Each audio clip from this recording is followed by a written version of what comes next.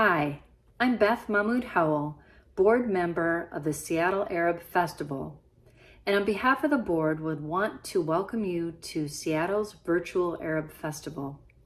We are proud to be part of Seattle Center's Festal program and want to thank them for their continued support. This evening, we are sharing some great presentations with you, including singer Marwa Al-Masri. She will be followed by A History of Fashion by Arab Khalifa and Patricia Oak. We will then have a music break with our house party singers. Later this evening, we are hosting world-renowned Kuwaiti-born Palestinian photographer Laura Bushnak. She will be talking about women's literacy and educational reform in the Arab world.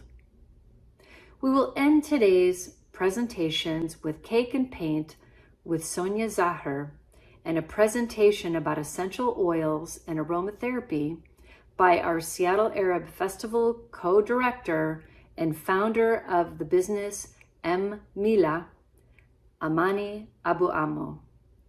Thank you, and we hope you will enjoy this evening's performances.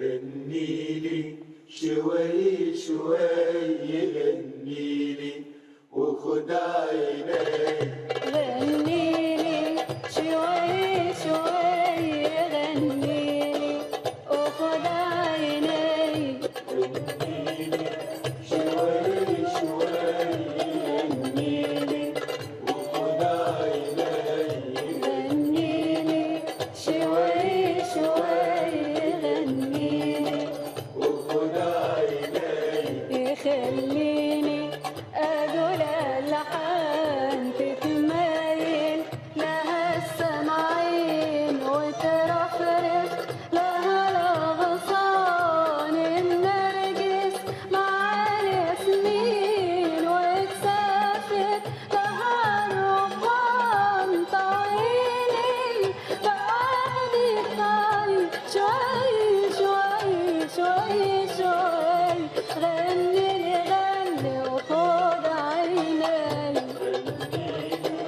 شوي شوي غنيلي وخد عيني غنيلي شوي شوي غنيلي وخد عيني لا أغني أقول للطير من بدري صباح الخير لا أغني أقول للطير من بدري صباح الخير والقمري مع الخطير ويايا يرد علي شوي شوي شوي شوي غني لي غني خد عيني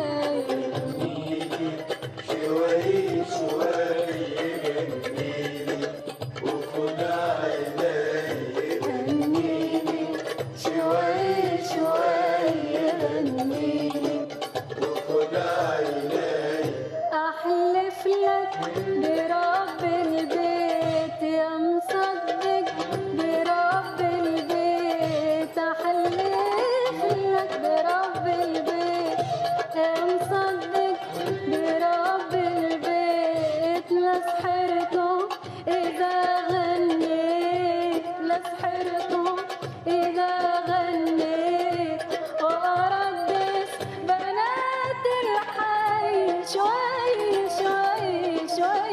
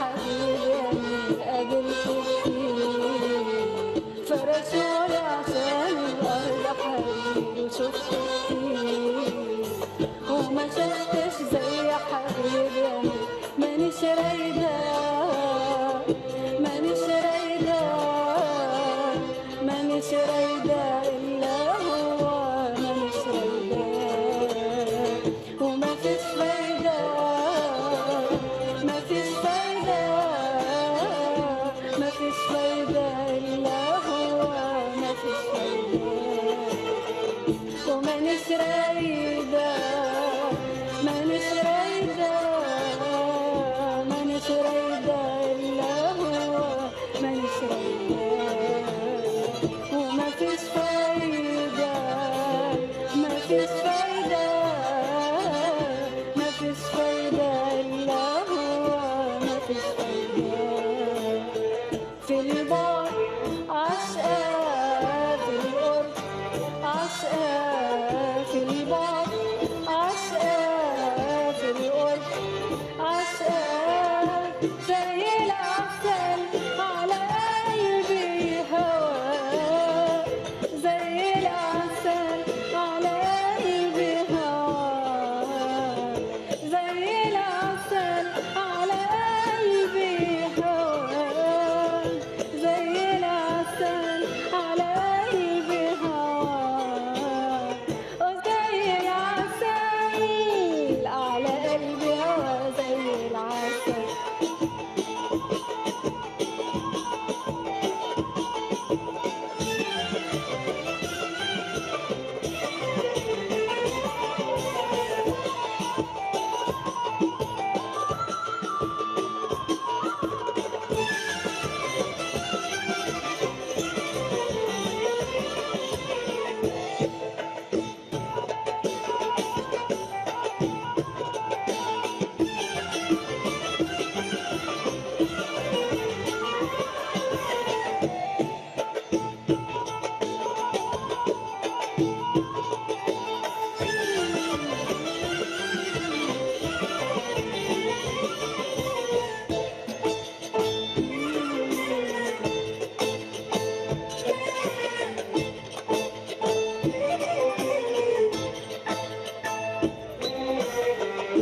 من صغرنا واحنا بنبني عشنا مع بعضنا من حبنا اتعلم الطير مننا الهوى زينا من صغرنا واحنا بنبني عشنا مع بعضنا من حبنا اتعلم الطير مننا الهوى زينا وكبرنا والهوى كبر ولا حد في الدنيا قدر وكبرنا والهوى كبر ولا حد في الدنيا قدر يفرقنا على وليلة دي قصتنا قصة طويلة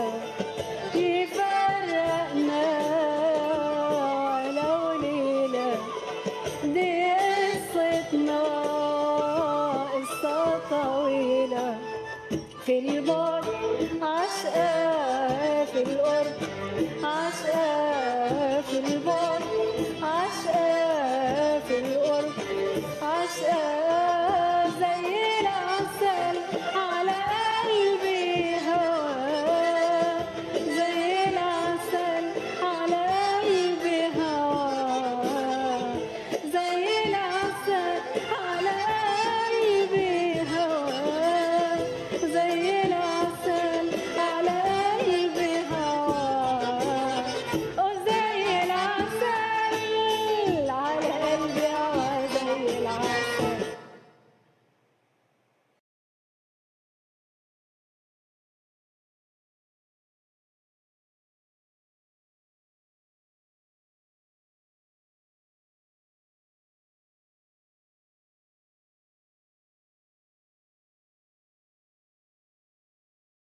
Amazigh women in Algeria.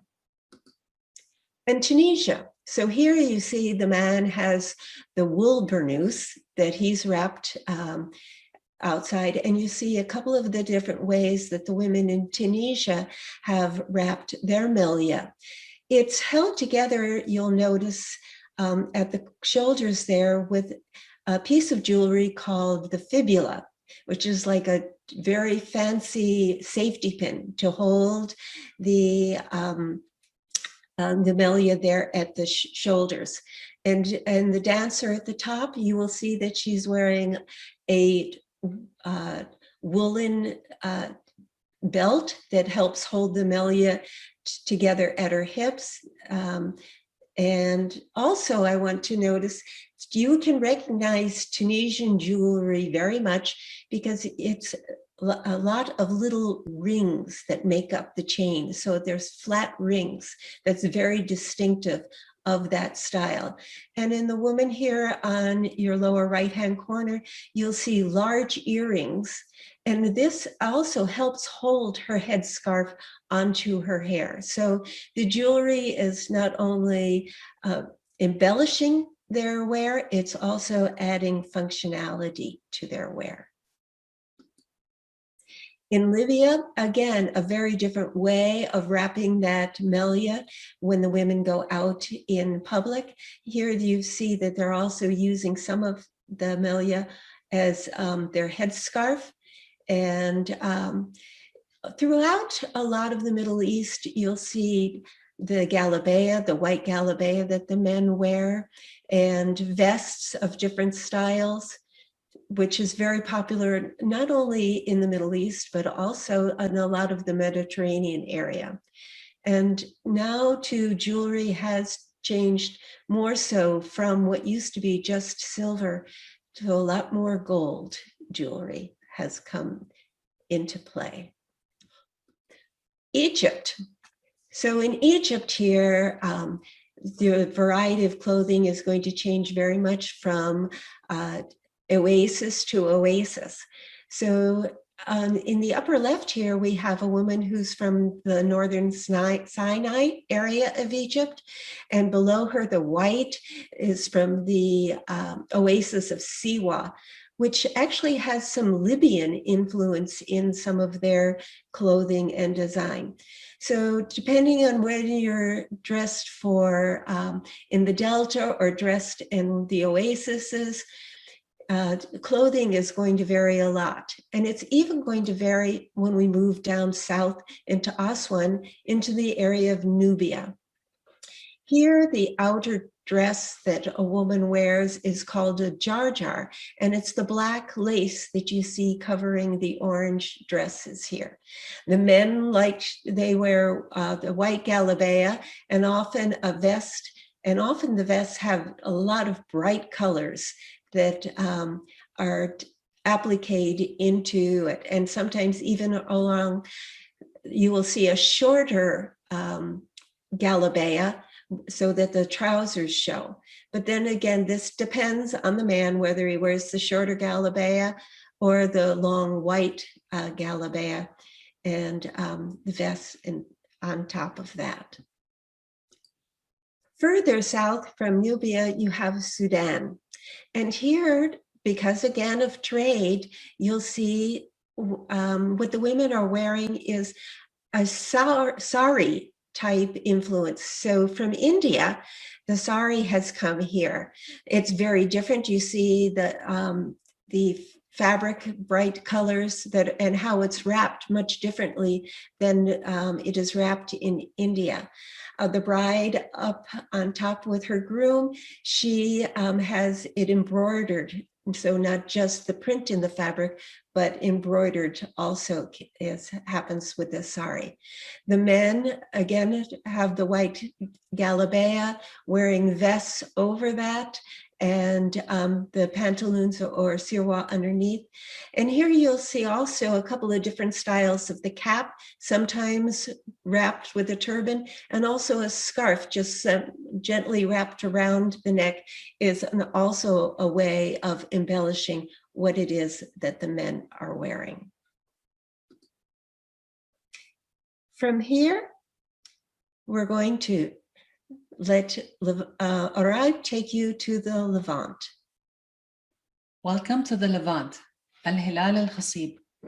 We will be talking about Lebanon, Syria, Palestine, and Jordan, which have very similar characteristics in their traditional clothing. But let's start with Lebanon. Lebanon, by the sea, so you will see a lot of influence. Maybe if you can look at the guy in the middle, you can see some influence of maybe Greece or Cyprus. The lady next to him is wearing a robe over her first layer, which is a remnant of the Ottoman or Turkish influence. And then in the bottom, and the same with the top right lady here, a lot of Turkish design in her outfit. But if we go down to the bottom right, it's more embroidery, must be similar to the Palestinian, but it looks like from the way her loose dress is and the pantalon underneath is that she's a working peasant woman. As of exactly the opposite of the woman on the far left bottom, who is wearing a long silver hat or head cover. Again, it's a remnant of the Turkish influence. This seems to be a woman of some social, economical status. She doesn't need to work. She's just sitting in maybe salons of some sort, because I cannot imagine how can she move with such a heavy jewelry and the long hat on top of her head.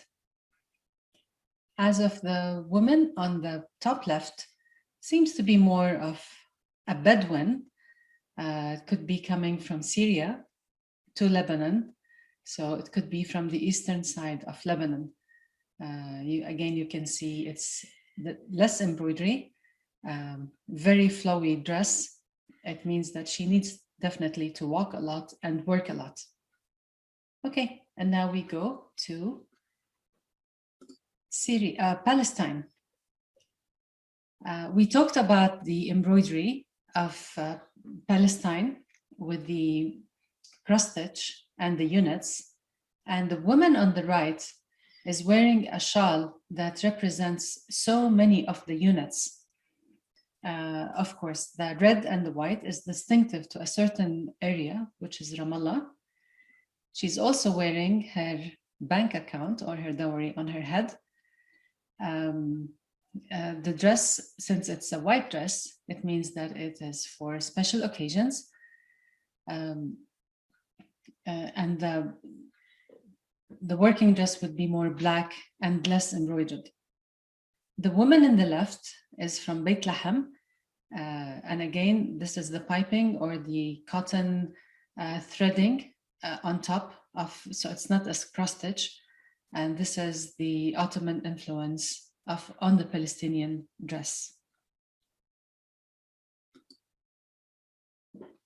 And now we go to Jordan and more interesting dresses. Jordan is mostly a desert area. So you wouldn't see any embroidery on the dresses that represents flowers or grains or trees. You would see more appliques. But the most interesting part of the dress, of the Jordanian dress, if you look on the top left, the blue dress, is not just the applique, but it's the length of the dress. These dresses are usually 3 meters long. So if a woman is 1.5 meters tall, she would use double her length to do this kind of layering and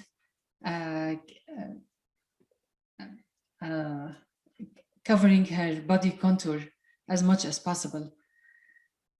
Again, we will always keep on talking about the layering and how important it is. Jordan is considered mostly, as I said, a desert area. So you would see a lot of maybe geometrical shapes and more of appliques. We're now in Syria. And again, the women are wearing their dowry or their jewelry on top of their heads. Since it's closer to Lebanon and to Turkey, you would see the vest as the woman on the left top picture. You would see a lot of embroidery and applique as well. But the interesting one for me is the woman with the floral print. This is definitely a working woman. She's wearing a flowy dress. Again, the layers are there, and she's wearing a thick belt. And this belt is acting as her wallet. She puts her money in there. Maybe she puts a piece of bread or a piece of cheese. Most of these dresses, by the way, open up for breastfeeding as well. So all these dresses are for the everyday life. She doesn't have time to stitch it by hand to do the cross stitch. So she chose the floral pattern as a colorful way to embellish her dress. And talking about floral patterns, we don't want to forget the Said in Egypt, which they use a lot of floral patterns also as well for the working ladies. The Kurds of Iraq, or let's call it the Kurds, because Kurds are between Iraq, Syria, and Iran. Again, the same basic characteristics. It has to be long, covering, there's a head cover, and there is a pantaloon. And the more colors they're using, the happier people are. Here we see the men's pantaloons, and men, they just don't care about wearing the as many colors as the women. But we can definitely see the broad belt that acts again as a wallet or putting other things, maybe important papers or something. We go down to Iraq, and in Iraq, wow, where do I talk about Iraq? What do I say?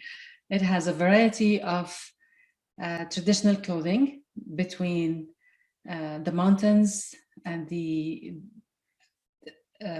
cities and the villages and the desert. But the main characteristic is the influence of the ancient civilizations that ruled Iraq, like the Assyrians and the Babylonians. So when you look at the dress, you can see many influences in just one dress, and it's absolutely beautiful. We're going to move now to the Arabian Peninsula and the Arabian Gulf area. Most of these photos that you see here are actually from Saudi Arabia. And just to give you an idea of the huge variation that has in the clothing there. The purple gown is a thobe nashal, which is actually worn over, it can be your party dress, or it can be your jeans even, but it's a beautiful embroidered fabric. Once was all done with India silk and embroidered in Saudi Arabia, but now this garment is usually made in India and then imported into Saudi Arabia. The woman with the straw hat is from the mountainous area of Saudi Arabia. You see the gentleman with the horse, and he's also from a mountainous area. He's wearing a heavier outer covering over his galabaya. the white galabe of the men up top. In some areas, it will have short sleeve, meaning wrist length sleeves. In other areas, as you see here, it's the long drapey sleeves. So that also shows from what area of Saudi Arabia that the gentleman is in. The gentlemen in the lower right-hand corner are called the flower men. And actually they have herbs and flowers that they wear woven on their head there. And it's very common in this area that's close to Yemeni. And you see the sarong that's wrapped around their hips is also, and the dagger that they wear at the waist is all traditional in a lot of the different areas of Saudi Arabia, especially in along the lower part of Saudi Arabia. And to Oman. And if you can just imagine the geography, it is on the southeast corner of the Arabian Peninsula.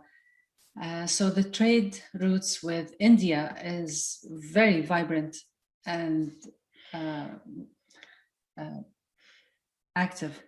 You can see the influence of the Indian sari on the head cover.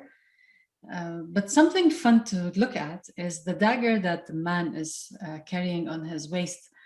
Mind you, these daggers are not for just war or self-defense or anything, but they are a decorative part of the costume. And it is said that it holds the tummy back. So it could be a tummy control article as well as decorative article. And last but not least is Yemen, which is located on the southern western corner of the Arabian Peninsula. And again, we see the Indian as well as the Saudi influence with the silver jewelry. As of every other country in the Arab world, you can see the pantaloon, you can see a shorter dress that would show the pantaloons. In some areas, it is mostly a long dress.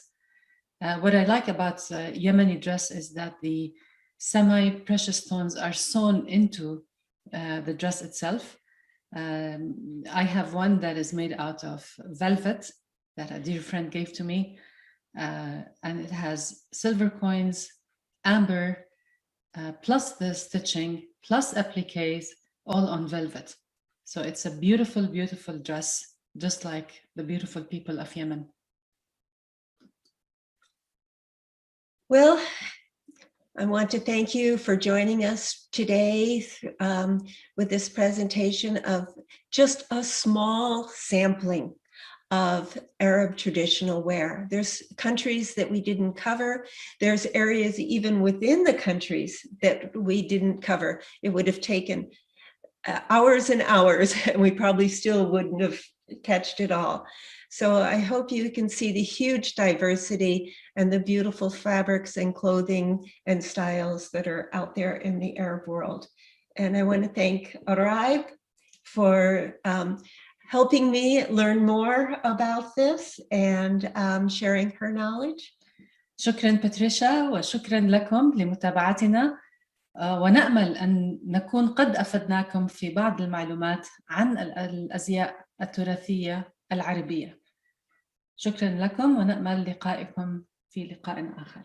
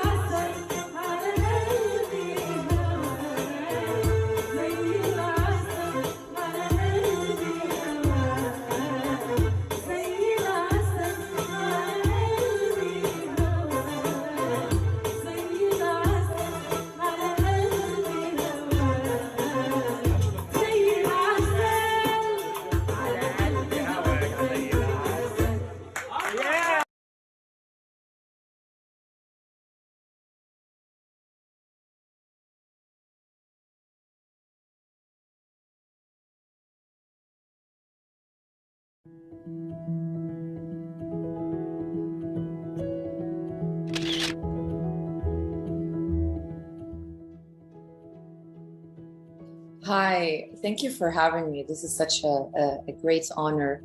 My name is Laura Bushnak and I'm a Palestinian freelance photographer. I live in Sarajevo, but I will soon move to Beirut. I'm going to share my screen here so I could present some of my work.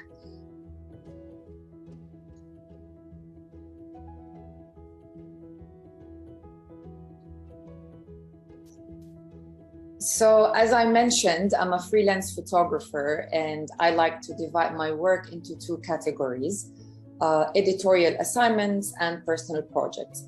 For my editorial assignments, I mainly work for the New York Times, where I'm assigned by the editors to cover different stories in different parts of the world, or I sometimes pitch ideas to the editors. I've mainly worked in Europe, the Middle East, and Africa. And I've covered so many different issues that include, for example, LGBTIQ in Beirut, belly dancers in Egypt, the Nile in Egypt and Ethiopia, refugees in different parts of Europe, women seeking divorce in Niger, women taking care of their families in Senegal, and Boko Haram in Nigeria. Now, for my personal projects, I've been working on two projects for the past few years. The first one is called Survivor, where I follow the story of Muhammad, who lost both legs to a cluster bomb during the Israel-Hezbollah summer war. I documented his life for almost over 10 years to show the human impact of using such weapons. Now, for my second project, which is titled I Read, I Write, and of which I also published a book with, I've spent the last decade documenting stories of women in the Arab world to show how they used education to change their lives, but most importantly, to reveal through their stories the difficulties they face throughout their lives and how they overcome the obstacles. Now, the main concept I use for this project is the actual handwriting of the women who took part in the project. So here, for example, Nadia from Egypt wrote on her image, who am I? Nadia Sayyid Sadiq, man ana. And these were actually the first words that she learned how to read, which is identifying herself. Now, I divided this project into 6 chapters. Each chapter covers a country tackling a certain issue that affected women's lives. So the first country I visited was Egypt in 2009. I took photos of women attending literacy classes in the suburbs of Cairo and asked them why they decided to learn how to read and write.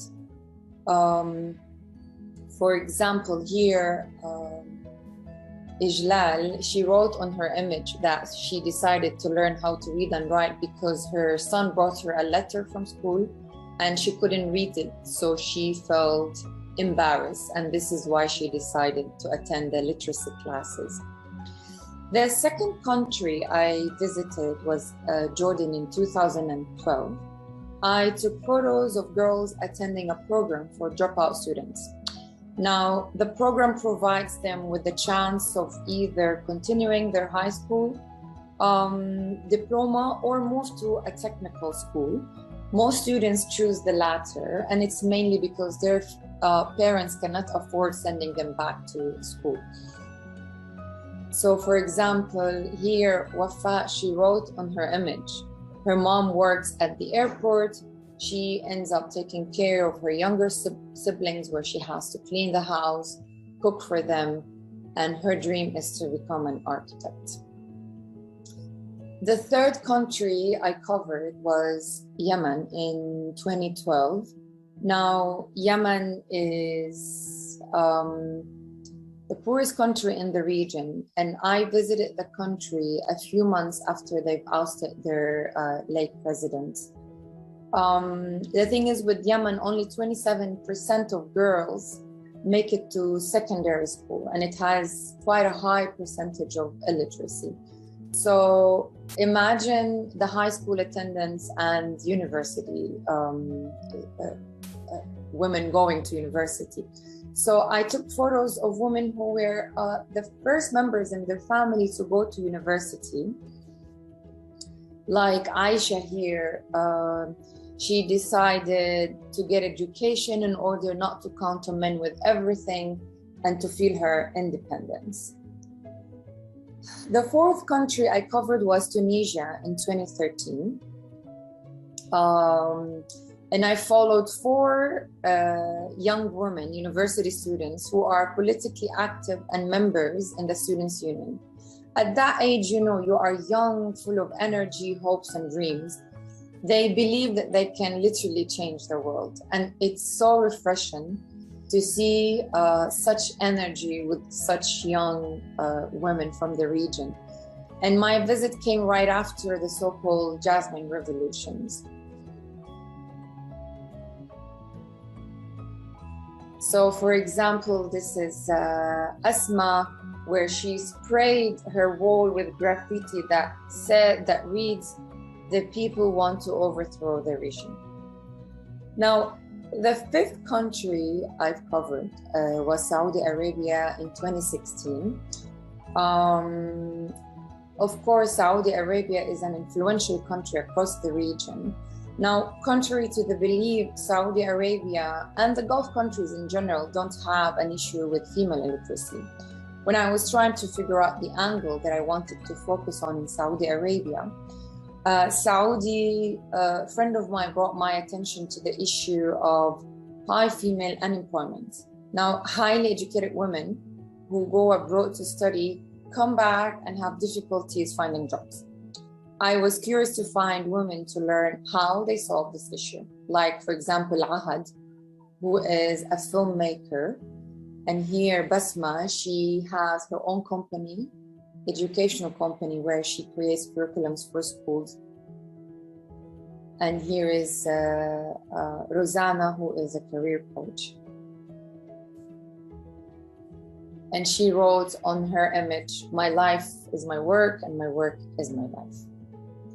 The last chapter in the project is Gaza, where I went in 2016. Again, a friend of mine from Gaza was stuck in Amman, Jordan, while waiting for her visa to go to the UK to do her master's. And she gave me the idea to follow women who were accepted to study abroad, but stuck in Gaza and can't leave due to the military occupation, because they have to go through this really complicated procedure of getting the approval from the Israeli government to leave Gaza. So I followed few women who were waiting to get their visa and to go study abroad. One of them is Asma, who, for me, Asma is really a force of nature.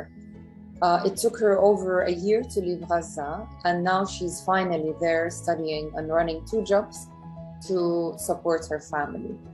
And the next stage of that project is basically where I'm going to focus on educational reforms, and I will work with a small group of young art students to create alternatives to the current state-run schools curriculums. So this was my presentation. Thank you so much for being with us.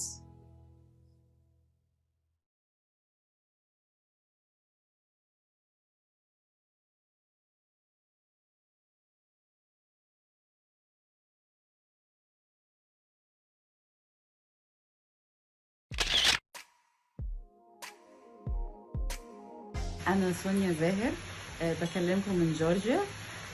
حبيت أشارككم النهاردة تجربتي في making new business.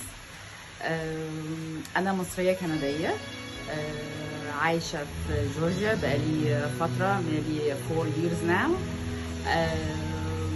لما جت فترة الكوفيد وكده لقيت نفسي قاعدة في البيت ما بعملش حاجة.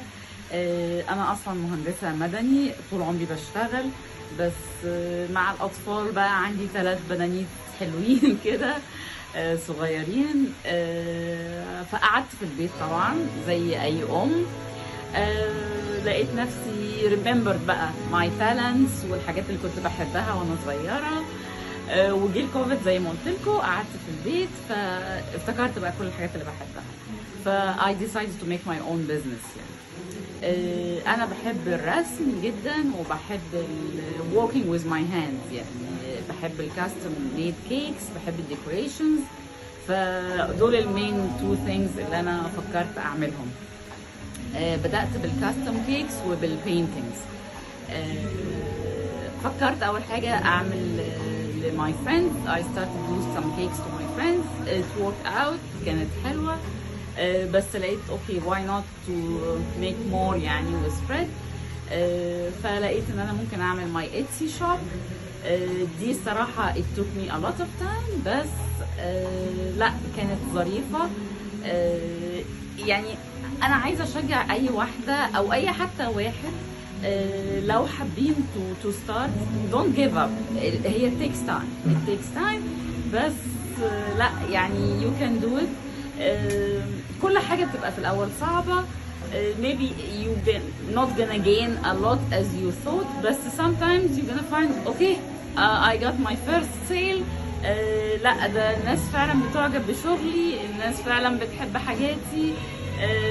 لا يعني بتبقى حلوة. اتمنى ان انتوا تشوفوا كمان شغلي. ممكن تتابعوني على الانستجرام @sonia.zahir، وتشوفوا حاجاتي، تشوفوا what I'm doing. يعني اهم حاجه بجد كلكم، if any one of you عنده اي talent, try to pursue it, start on it. لا ما don't give up, it takes time بس it can move. دلوقتي أنا I have my Instagram account, I have my Etsy shop, I'm working on my website. Soon maybe I will share it with everyone. بس يعني أتمنى إن ده يكون فاد حد منكم أو help someone to do something. بس يعني go ahead, do something for yourself. Bye.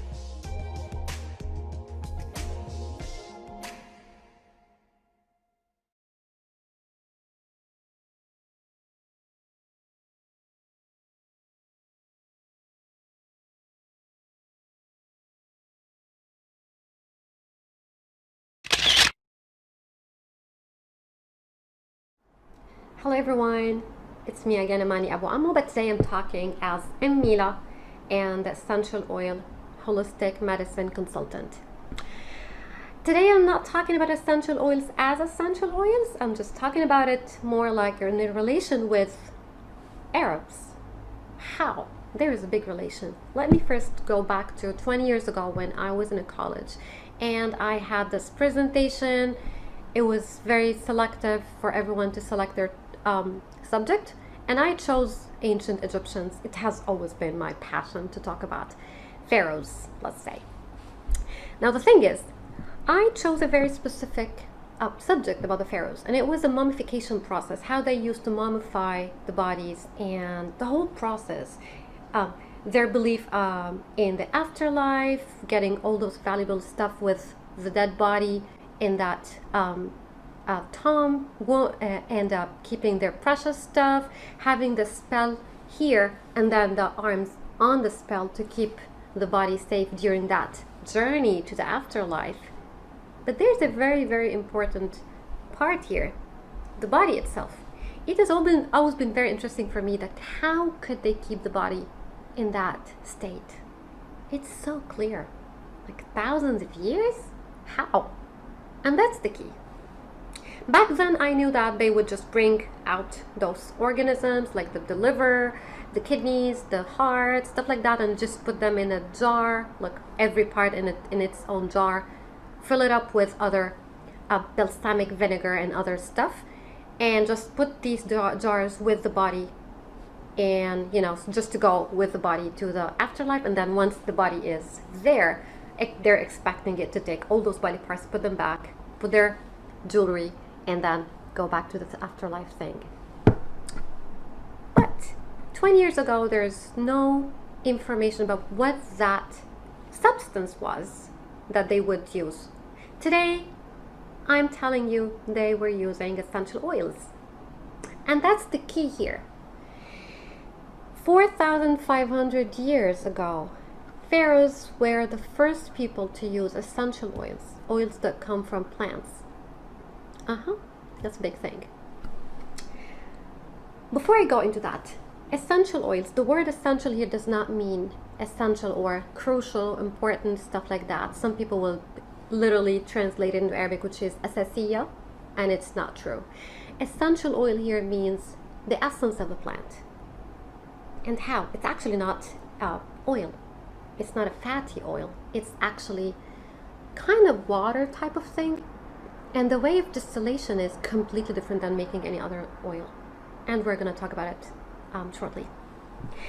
Now, ancient Egyptians used the essential oils as their perfumes, their body care, skin care, home cleaning products, and again, the mummification. And in their mummification, they used the essential oils in the jars to keep the body parts in a good shape. They applied essential oils on the linen of the mummification process to keep it out of odor, the body itself, so they would avoid any odor on the body when, after a period of time.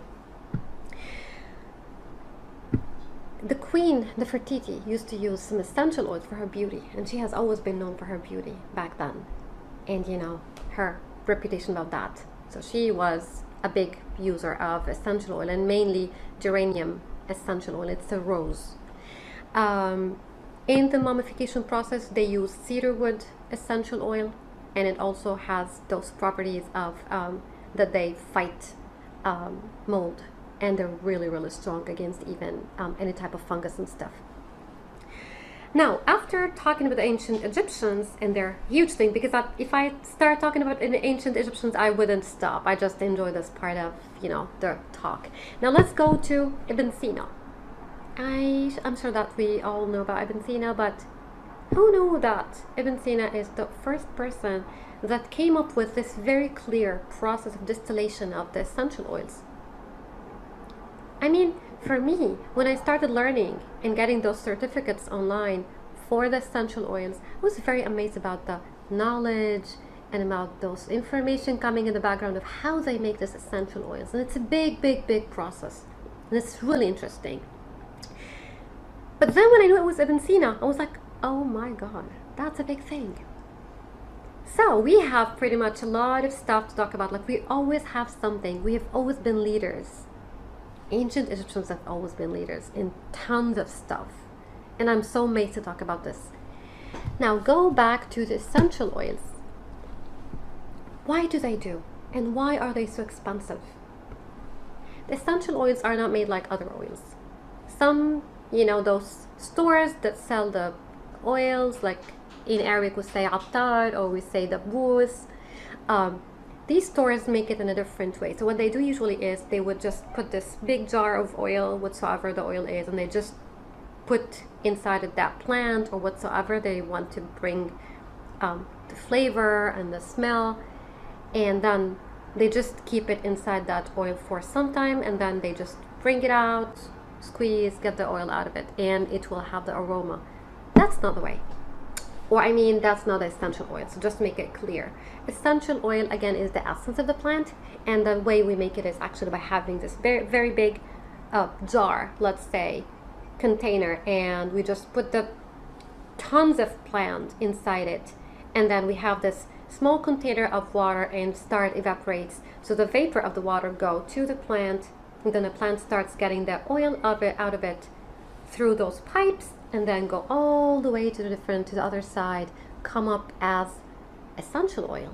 So this big, big, big amount of plants will just bring you those very small, tiny bottle, which explains why the essential oil is expensive.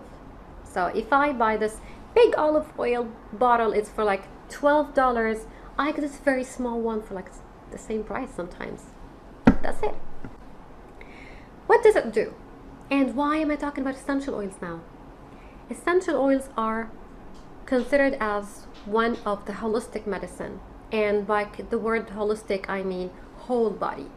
So it not only will the essential oil go to a very specific place in your body, it can actually go and awaken the whole immune system to fight something that is happening in your body. I'm gonna give you an example. Like, there is something called adrenal gland. An adrenal gland is something that is above the kidneys.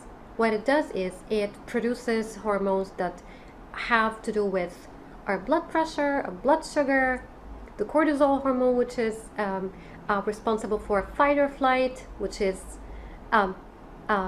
eventually, which leads to depression and anxiety. So if someone has those conditions, what they do, they will have to go and take medication for the blood pressure, for the blood sugar, diabetes, sometimes for depression, anxiety, all those stuff, and tons of other stuff. And I do definitely still encourage that everyone has any type of chronic illness to go with that. But the key here is you take the medication to treat the symptom itself. You're not treating the root cause. And that's what essential oil does. If I apply the right blend of essential oil on the area on your back, that is where your kidneys are, you're actually helping the adrenal glands to wake up, start doing your job. Within, let's say, like I always go with a 2-week treatment period, and that's the best period because you're giving enough time for your body to respond to the essential oil, and at the same time your body will not yet get this tolerance, so it's not building the tolerance to the essential oil, it will still respond. So 2 weeks, and if you feel like you need to repeat that treatment period, you give a break and then go back to 2 weeks, break, 2 weeks, break, whatever the problem is. Okay, so if we stick to this problem of the adrenal glands, now we started using this treatment blend and it started awakening your adrenal glands. They will start working, and at the same time you're using the medication to continue to manage your symptoms. What happens is you're managing and fixing, right? So we cannot use one way over another. Another example, I have been suffering really bad migraine, and I just ended up with like, okay, we don't know what the reason is behind your migraine, and it gets to that place where I get very nauseous and I cannot even eat, and it's really bad. I used to get this very strong medication, and it takes like 30 to 40 minutes to start working, and I definitely would get the side effects of the medication. And then that's when I first tried the peppermint oil for migraine, and literally in 3 minutes the migraine was gone. And all I did was I just applied the essential oil on the temples, and I put some, like a couple drops in my hand, and I just did this cupping to smell. And what happened is it stopped even the nausea. 3 minutes with no side effects. And guess what? I got rid of the medication. Again, that's not a chronic thing, and I'm not encouraging anyone to get rid of your medication. But for something that is kind of over the counter, I definitely would. Now I don't have any of those side effects, and I enjoy the I enjoy the treatments.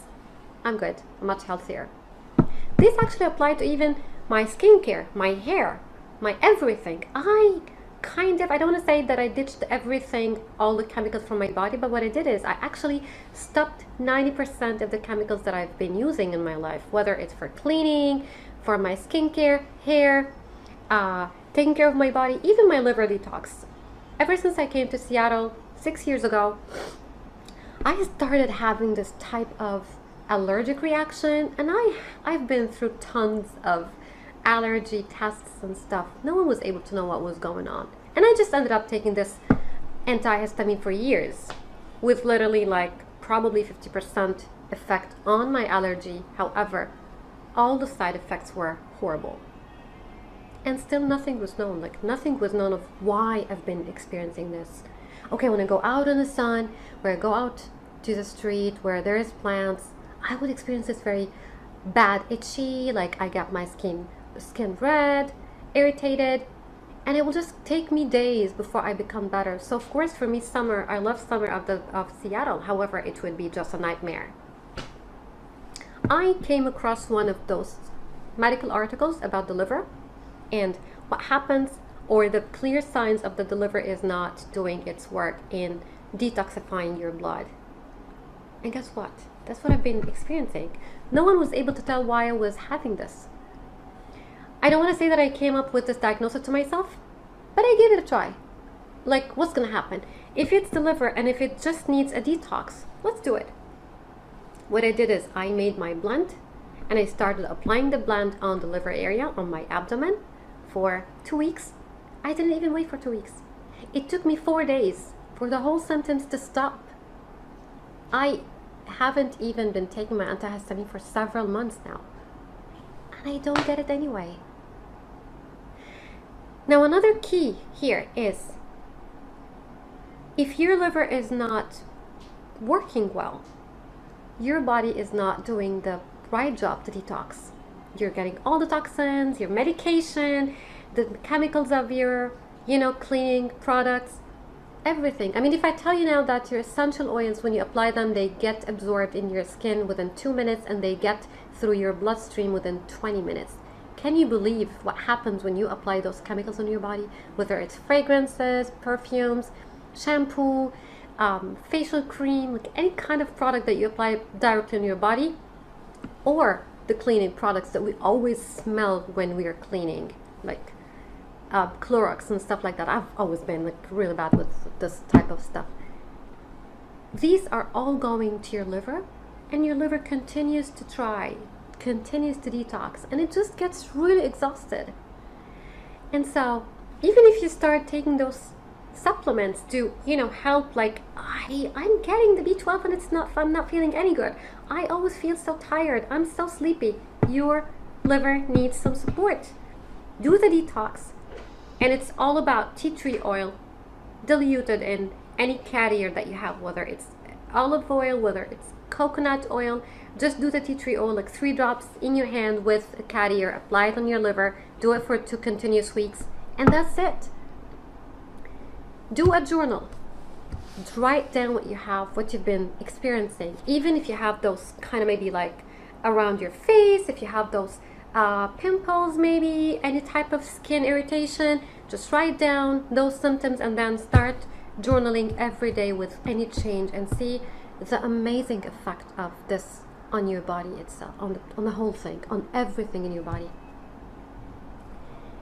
If you think about these in like very, very short and clear examples, you can imagine more on tons of stuff.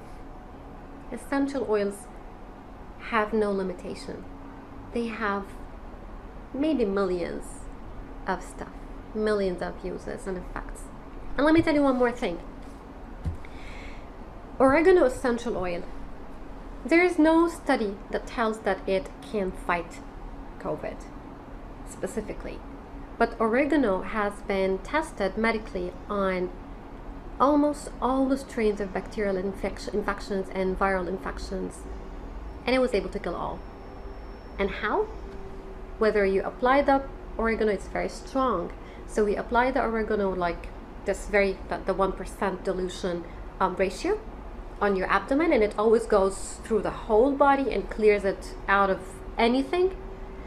Or if you can tolerate it, if it's a really pure essential oil and you can trust the maker, then you can apply 1 drop in a whole like big thing of food, salad, food, and it's not like you cook it on the stove, because it will not continue its effect. It has to be on a cool, or maybe just not on a stove. So, and again, deal with oregano as antibiotic, or just ask me a question whenever you feel like, and I can definitely answer your questions.